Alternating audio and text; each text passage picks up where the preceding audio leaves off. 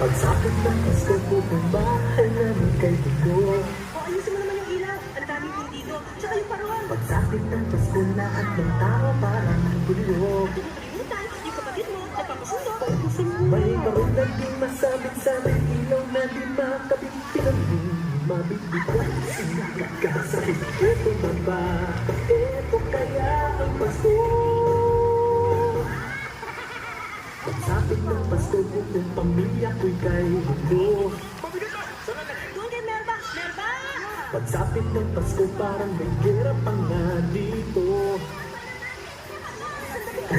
Puro pusok ang kusina, taktakan ng dakdakan pa. Oo na nga, ito kaya